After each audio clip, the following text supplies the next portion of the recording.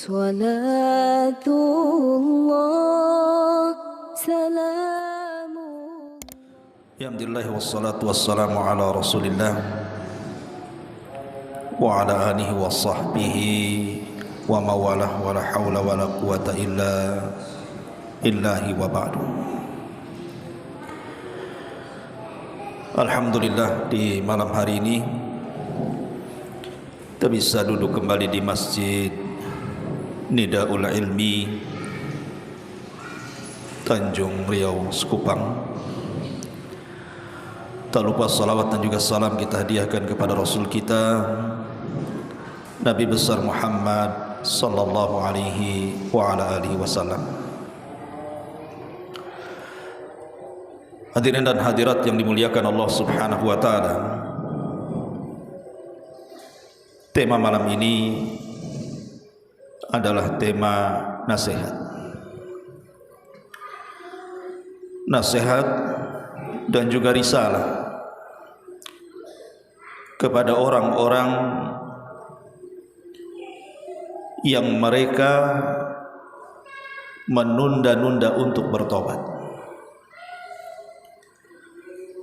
Ada dua kelompok yang berseberangan satu dengan yang lainnya. Satu kelompok meremehkan taubat,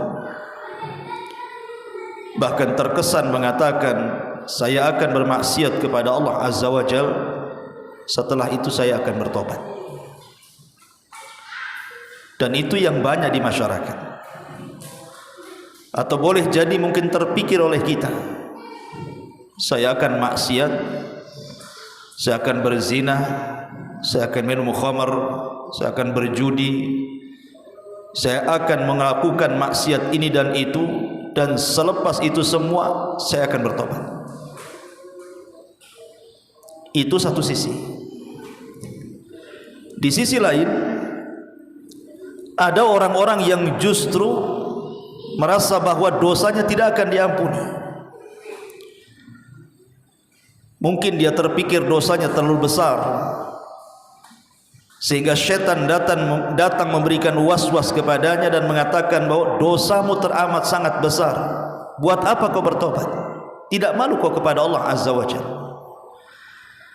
Akhirnya kemudian dia pun al-qunut min rahmatillah, putus asa dari rahmat Allah Azza wa Jalla, akhirnya tidak mau tobat karena perasaan tobatnya besar sekali, tidak sesuai dengan dosa yang dilakukan, makanya berhenti bertobat. Ma'asyiral muslimin yang dimuliakan Allah Azza wa Jalla, adapun kepada kelompok yang pertama yang mengatakan saya akan maksiat, selepas itu saya akan bertobat, dan itu bahaya ikhwan. Kalau ada terbentik dalam pikiran kita, kemudian kita meniatkan hendak melakukan dosa, selepas itu akan bertobat, karena ada 10 perkara yang disebutkan para ulama. Yang pertama, bahwa kematian itu tidak ada yang tahu kecuali Allah Subhanahu wa taala. Wa likulli ummatin ajal, fa idza jaa ajaluhum la yastakhiruna sa'atan wa la yastaqdimun. Setiap umat itu mempunyai batas waktunya. Apabila ajalnya datang, kata Allah, tidak mungkin dimundurkan dan tidak mungkin dimajukan, pas waktunya. Bagaimana kalau seandainya orang yang berpikir seperti itu, enggak apa-apa saya maksiat dulu, nanti habis maksiat saya tobat. Iya, kalau seandainya setelah dia maksiat kemudian ada waktu untuk bertobat, kalau Allah takdirkan saat maksiat dia meninggal, siapa yang tahu? Dan itu sudah kita saksikan di masyarakat. Ada orang mabuk, sedang mabuk dia meninggal. Ada orang berzina, sedang berzina dia meninggal. Ada orang yang sedang melakukan kesyirikan dia meninggal, sedang melakukan bid'ah dia meninggal. Kita saksikan itu. Makanya buang pikiran seperti itu. Karena yang pertama, ajal itu tidak ada yang tahu kecuali Allah. Kemudian yang kedua, karena ajal itu tidak ada yang tahu kecuali Allah, kita tidak tahu akhir kita ini, apakah diakhiri dengan su'ul khatimah atau dengan husnul khatimah. Mana ada yang tahu. Sementara Nabi SAW mengatakan dalam hadis Bukhari itu, innamal a'mal bil khawatim. Amal itu ditentukan akhirnya, bukan awal, bukan tengah. Kalau seandainya kemudian dia habis maksiat langsung bertobat, kemudian Allah matikan, alhamdulillah, mungkin dia mengakhiri kehidupannya dengan kebaikan. Sempat dia mati saat maksiat, maka dia meninggal di atas su'ul khatimah, dan itu kerugian yang luar biasa. Kemudian yang ketiga, orang yang seperti ini sedang berangan-angan. Ali bin Abi Thalib radhiyallahu anhu mengatakan, inna akhwafa ma akhafu ittiba'ul hawa wa tulul amali, fa amma ittiba'ul hawa fayasuddu anil haq, wa amma tulul amali fayunsil akhirata. Kata Ali bin Abi Thalib radhiyallahu anhu, sebagaimana disebutkan oleh Abu Nuaim dalam kitabnya Hilyatul Auliya, perkara yang paling aku takutkan, kata Ali bin Abi Thalib, menimpa kalian adalah dua perkara. Pertama, mengikuti hawa nafsu, dan yang kedua, panjang angan-angan. Adapun mengikuti hawa nafsu, kata Ali bin Abi Thalib, bisa memalingkan orang dari kebenaran. Adapun panjang angan-angan bisa memalingkan ia dari mengingat akhirat. Orang yang seperti ini, gak apa-apa, nanti maksiat dulu, kemudian selepas itu kita bertobat. Orang ini sedang melamun. Kenapa demikian? Karena dia akan jatuh ke yang keempatnya. Mungkinkah kalau dia sudah maksiat dia bertobat? Itu kan angan-angan dia saja tuh. Karena ketika orang dilupakan dengan akhirat, ikhwan, tidak mungkin orang itu kemudian meninggalkan maksiatnya. Walaupun dia sudah berjanji, saya habis maksiat ini, insya Allah saya akan bertobat. Pertanyaannya, siapa yang jamin? Kalau habis maksiat yang kita niatkan itu, selepas itu kita bertobat, siapa yang jamin? Anda bisa menjamin? Tidak, karena taufik itu milik Allah. Taufik itu milik Allah. Di sana ada hidayatul irsyad, ada hidayatul taufik. Hidayah taufik itu milik Allah Subhanahu wa taala. Dan kalau Allah Subhanahu wa taala mencintai seorang hamba, Allah berikan taufik kepadanya. Sekarang pertanyaannya, apakah maksiat dicintai Allah? Tidak, maksiat itu dibenci Allah. Mungkinkah orang yang sedang bermaksiat dapat taufik? Padahal di antara syarat mendapatkan taufik, kata para ulama, adalah meninggalkan dosa. Kalau ingin mendapatkan taufik, tinggalkan dosa. Maka ini bahaya, ya. Kemudian juga ada pertanyaan yang lain. Okelah, seandainya dia bermaksiat, dia tidak meninggal di atas kemaksiatannya, dan kemudian dia pun bertobat kepada Allah Azza wa Jalla dari maksiat yang ia lakukan sebagaimana janjinya. Pertanyaan yang kelimanya ini, apakah Allah akan menerima tobatnya?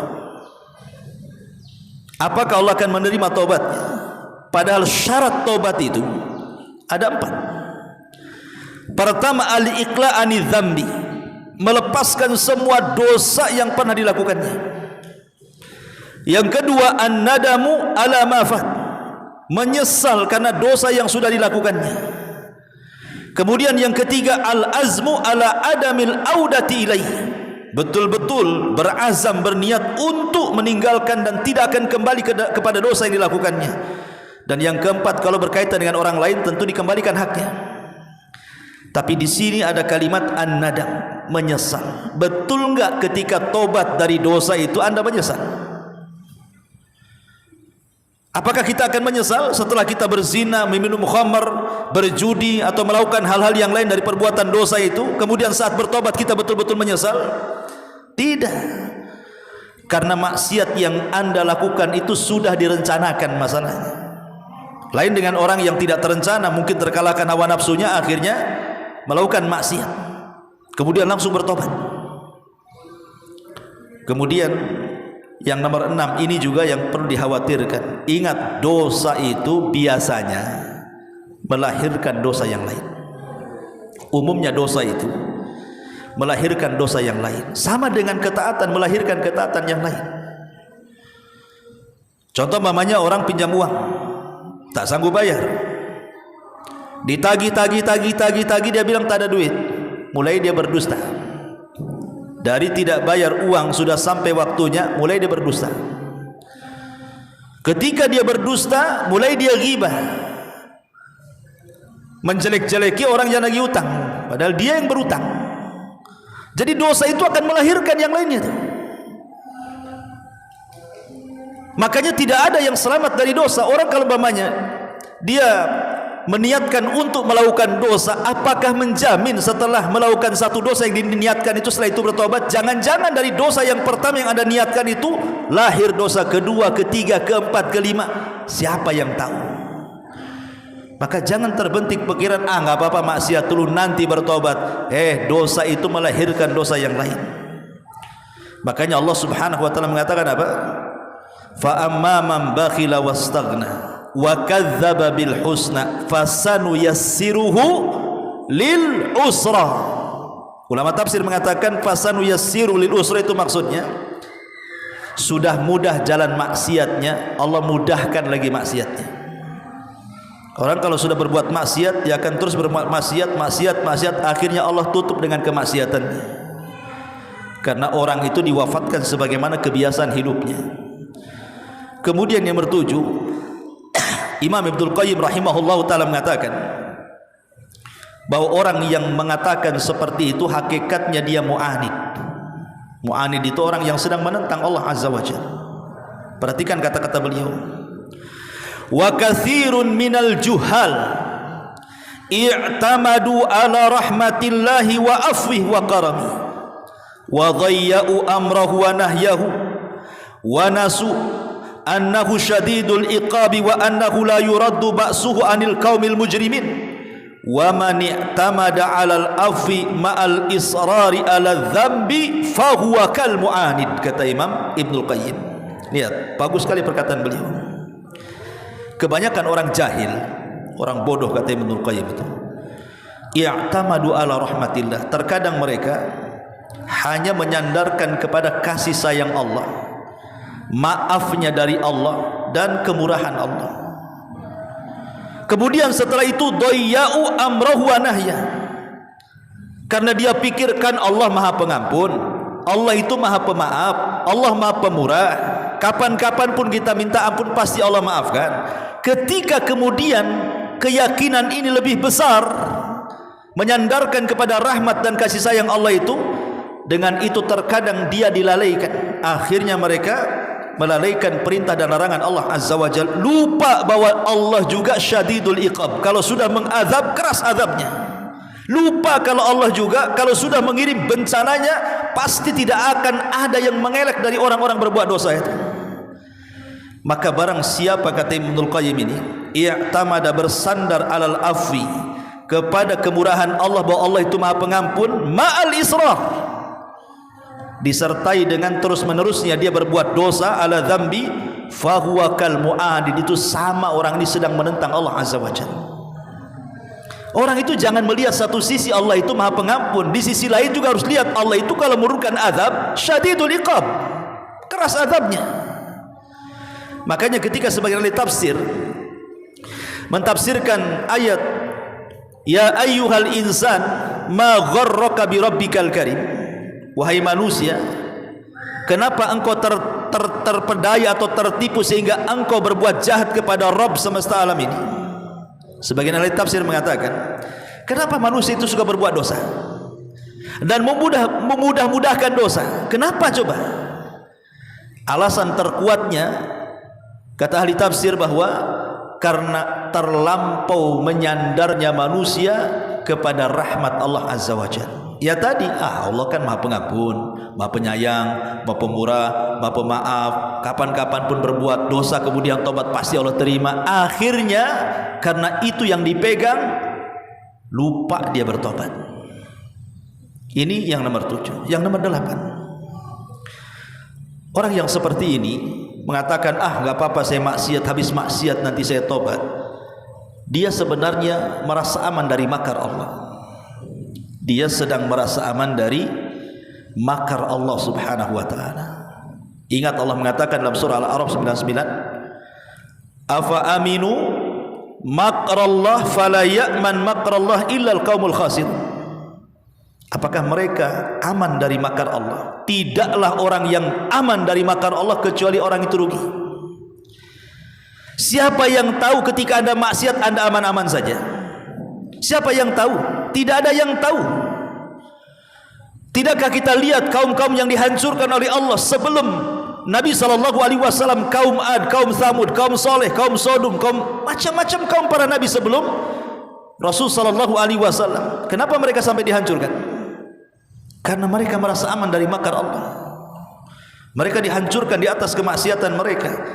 Maka orang yang mengatakan seperti itu hakikatnya dia sedang merasa aman dari makar Allah Azza wa Jalla. Dan tidaklah orang yang merasa aman dari makar Allah illal qaumul khasirun, kecuali orang itu rugi. Ini yang ke-8. Ke-9, ingat, maksiat itu pendorongnya 2, hawa nafsu dan syaitan. Hawa nafsu dan syaitan, itulah pendorong maksiat. Pertama hawa nafsu kita, wa inna nafsa la ammaratun bisu. Jiwa yang jelek kita inilah yang selalu menyuruh kita untuk berbuat jahat. Yang kedua syaitan, karena syaitan sudah mengatakan di hadapan Allah, fa bi izzatika la ughwiyannahum ajmain. Karena kemuliaanmu ya Rabb ku sesatkan nanti hamba-hamba Bani Adam. Artinya 2 sumber tuh pemicu maksiat itu, hawa nafsu dan syaitan. Sekarang kalau ada orang mengatakan, nggak apa-apa saya maksiat dulu baru kemudian bertobat, ingat, setan itu tidak mungkin melepaskan aulianya, wali-walinya. Orang-orang yang meletakkan loyalitasnya kepada dia tidak mungkin dilepaskan begitu saja, nggak mungkin. Bahkan kalau dia berbuat maksiat, setan akan semakin mendorong. Kalau ada kepikiran tobat, maka dibuat was-was sama setan. Dibuat was-was sama setan, dinasehati sama setan. Kata setan tuh, terus saja maksiat. Nanti kalau engkau selesai maksiat, tobat pasti Allah terima tuh. Dibuat nasihat seperti itu. Karena Allah mengatakan dalam surah Al-Maidah ayat 58, istahwadha alaihimus syaitan fa'ansahum dzikrallah ulaika hizbus syaitan ala inna hizbas syaitan humul khasirun. Setan tetap menguasai mereka, lalu menjadikan mereka lupa mengingat Allah. Mereka itulah golongan setan. Ketahuilah bahwa sesungguhnya golongan setan itu orang-orang yang rugi. Lihat, istahwada alaihimus syaitan fa ansahum dzikrallah. Kalau kita bermaksiat berarti kita mengikuti kehendak setan kan? Maka setan akan terus ngasih was terus, akhirnya dilupakan mengingat Allah. Ketika dilupakan mengingat Allah, boro-boro cerita tobat, maksiatnya makin ditambah sama dia ya. Kemudian yang nomor 10, yang terakhir, dikhawatirkan ikhwan, orang yang mengatakan seperti ini, kalau dia terjerumus kepada maksiat kemudian berjanji akan tobat, dikhawatirkan dia candu dengan maksiat itu. Ketika dia candu dengan maksiat itu, ini yang bahaya. Allah subhanahu wa ta'ala akan menutup hatinya. Dan Nabi SAW mengatakan, innal abda idza akhta'a khati'atan nukitat fi qalbihi nuqtatus saudah. Seorang hamba apabila melakukan sebuah kesalahan atau maksiat, maka dititikkan dalam hatinya sebuah titik hitam. Fa idza naza'a wastaghfara wa taba suqila qalbu. Kalau memang betul-betul dia mau kembali bertobat kepada Allah Azza wa Jalla, maka titik itu akan dibersihkannya. Tetapi wa in ada zida fiha, kalau dia makin parah maksiatnya, ditambah lagi titiknya hatta ta'luwa qalbah, sampai hatinya betul-betul tertutup dengan titik hitam semuanya. Kata Rasul, itulah haram, Itulah ron yang difirmankan Allah Subhanahu wa taala, kallabal rana ala qulubihim. Itulah stempel yang menutup hati sehingga susah untuk dapat hidayah. Kalau hati sudah ditutup, susah mau dapat hidayah. Yang ada keras. Karena hati itu Nabi SAW percontohkan dengan gelas. Nabi SAW mencontohkan hati itu dengan gelas. Kalau gelas itu betul-betul berdiri, lubangnya di atas, maka masih memungkinkan dimasuki air.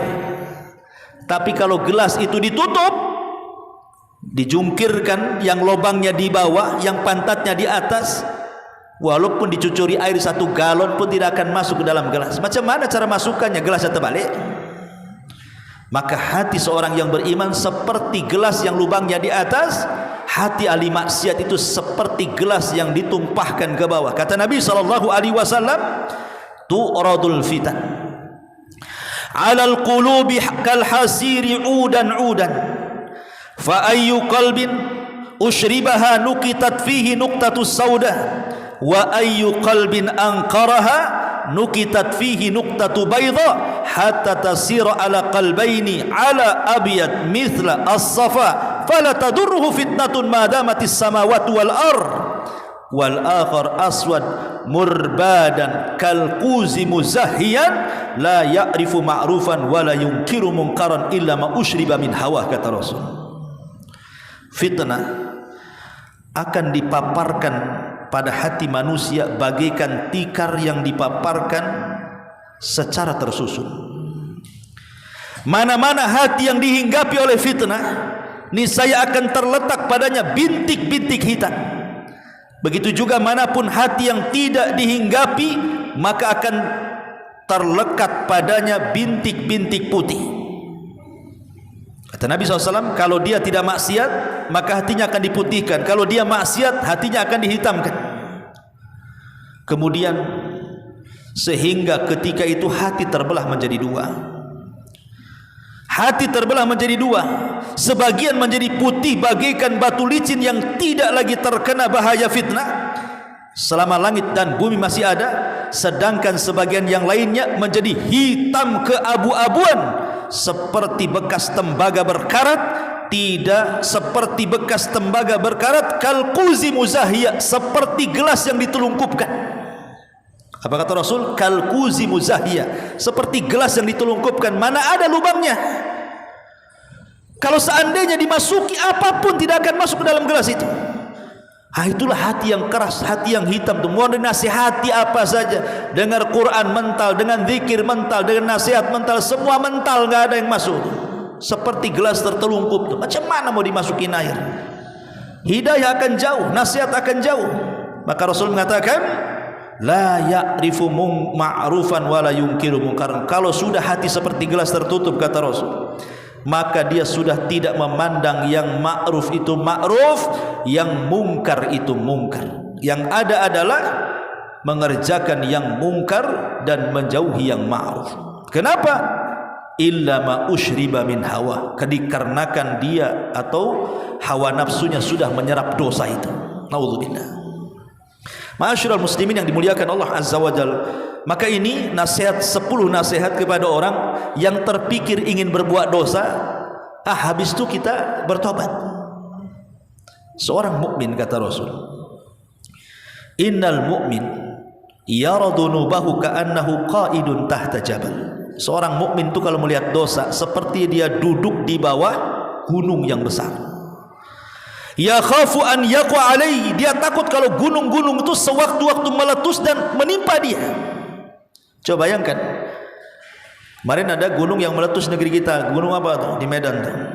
Ya. Cobalah antum dulu di bawah gunung yang sedang meletus itu. Kira-kira antum lari atau diam? Pasti lari. Nggak mungkin diam, pasti lari sejadi-jadinya.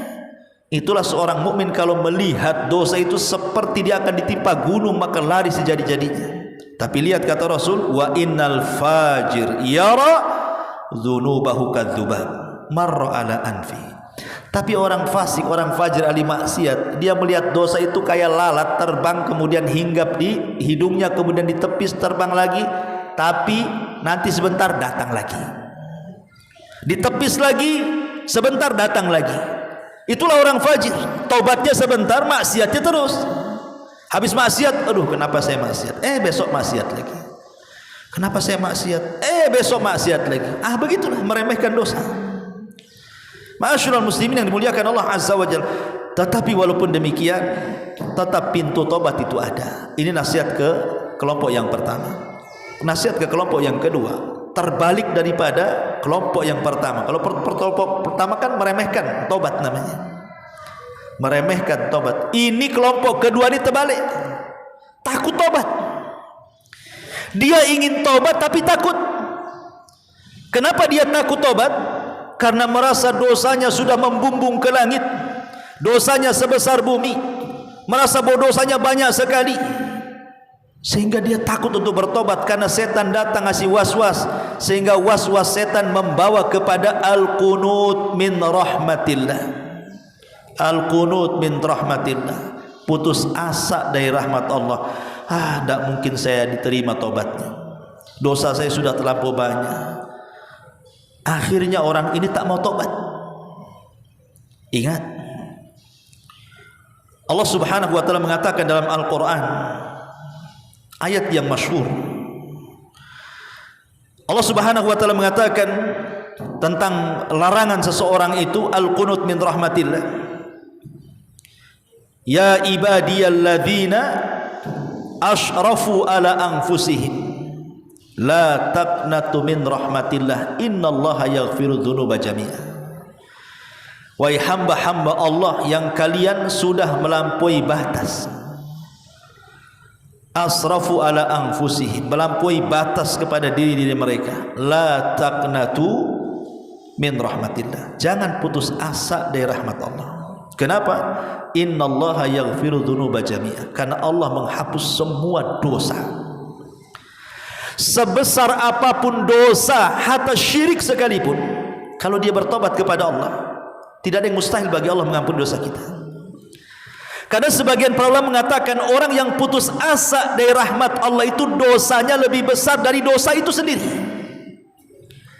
Pamannya dia melakukan zina, minum khamar, ghibah atau apalah dari dosanya. Ketika mau tobat putus asa, putus asa sendiri dosanya lebih besar daripada dosa yang dilakukan dia. Kenapa? Karena Al-Quran mengatakan orang yang putus asa dari rahmat Allah itu cuma dua kelompok. Pertama, illal kafirun. Yang kedua, illal dhallun. Pertama, orang yang putus asa itu di Quran menggambarkan tidaklah yang putus asa kecuali orang kafir. Yang kedua, tidaklah orang yang putus asa kecuali orang sesat. Cuma dua kelompok saja. Kalau tidak sesat, kafir. Kita ini orang yang beriman, bukan orang kafir, bukan orang sesat. Kita orang yang beriman. Kita harus yakin kita punya Rabb Maha Pengampun. Sebesar apapun dosa kita pasti Allah ampuni. Bukankah Allah Subhanahu wa ta'ala dalam hadis kursi mengatakan, ya ibadi lau annaka atau lau dhunubuka ananas sama thumma astaghfartani la ataituka biqurabiha maghfiratan. Ya ibadi lau anna dhunubuka ananas sama. Wahai hambaku, kalau seandainya dosamu melambung lo sampai ke langit, kata Allah, thumma astaghfartani, kau datang kepadaku minta ampun, apa kata Allah?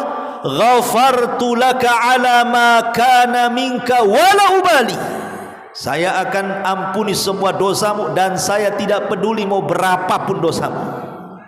Itu Allah yang mengatakan dalam diskusi seperti itu. Artinya bahwa tidak ada ruang untuk putus asa bagi seorang yang beriman. Ruang putus asa itu hanya bagi orang kafir dan orang sesat saja. Maka kalau kita melihat sejarah di zaman Bani Israel, dalam hadis yang ma'ruf, yang sahih tentang seseorang yang membunuh 99 jiwa, kemudian datang dia kepada seorang rahib. Seorang rahib ini dia hendak membuat putus asa orang ini dan mengatakan apa? Dosamu tidak akan diampuni, dosamu sudah melambung ke langit. Dibuat tidak putus asa, dibuat suruh putus asa sama orang. Makanya jangan membuat orang putus asa. Islam itu agama mudah.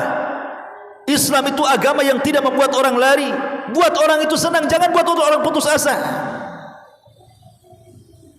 Ustaz, saya mau masuk Islam, ya, tapi sunat dulu kamu.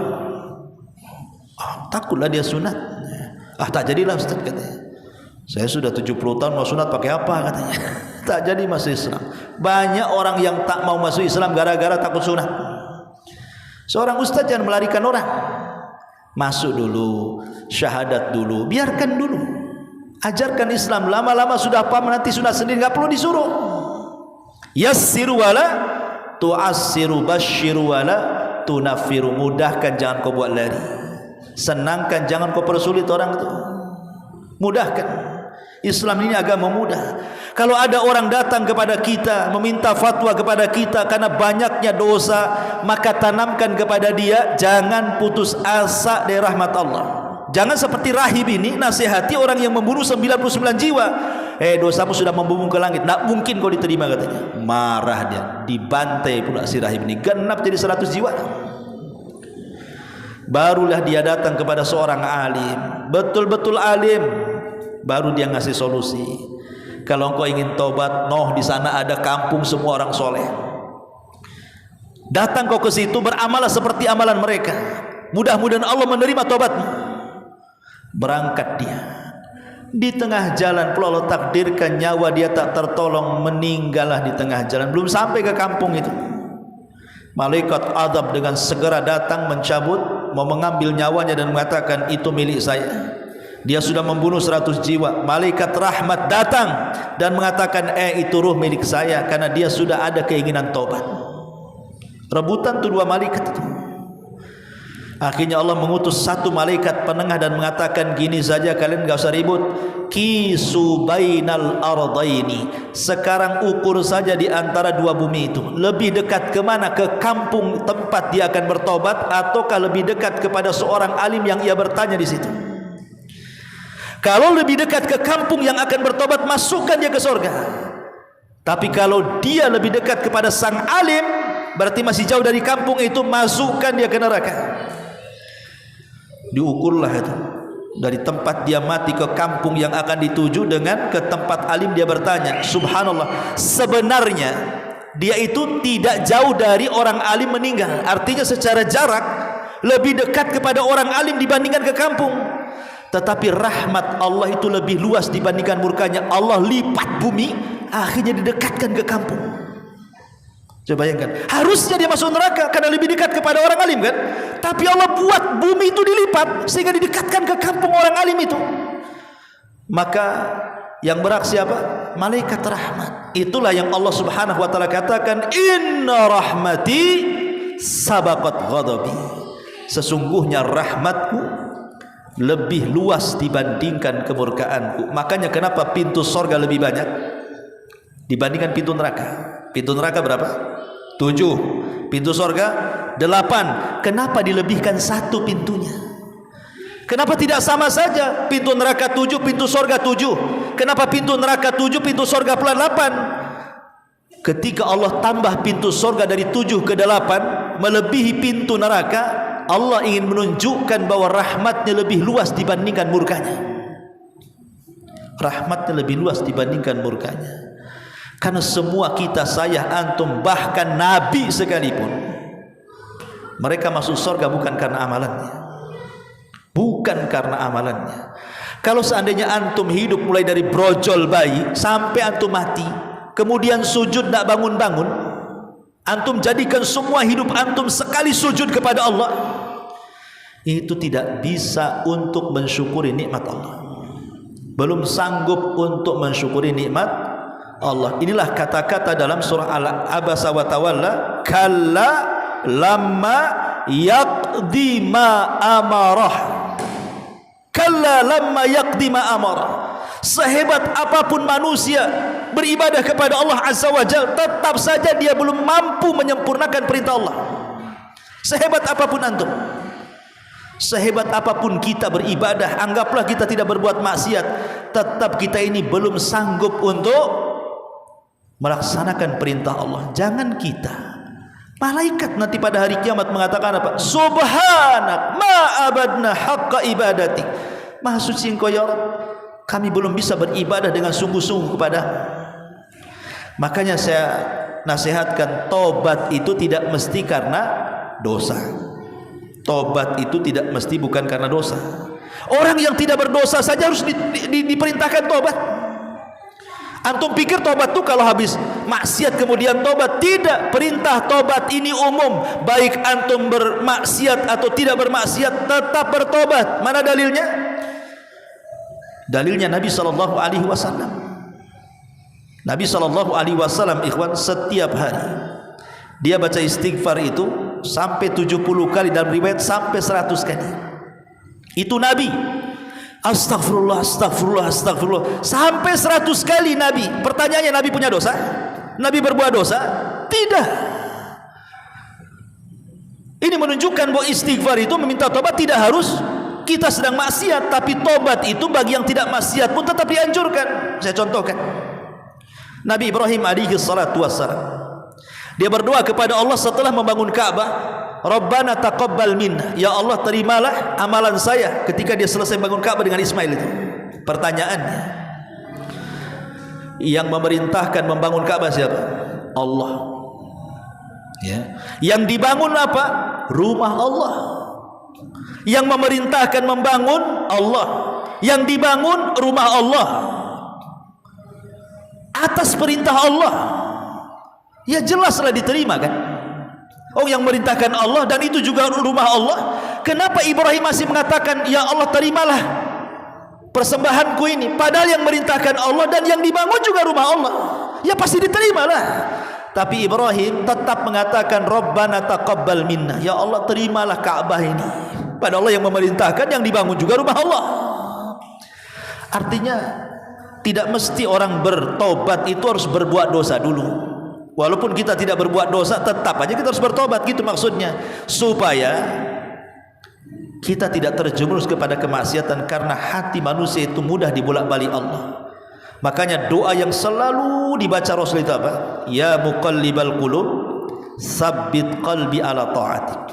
Wahai zat yang membolak-balikan hati, tetapkan hatiku di atas ketaatan kepadamu.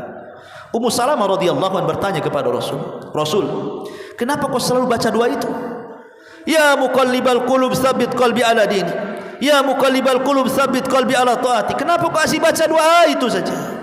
Wahai zat yang membolak-balikan hati, wahai zat yang bolak-balikan hati, tetapkan hatiku di atas ketaatan dan agamamu. Pertanyaannya, mungkinkah Rasul tersesat? Mustahil. Mungkinkah Rasul kufur? Mustahil. Tapi kenapa Rasul mengatakan seperti itu?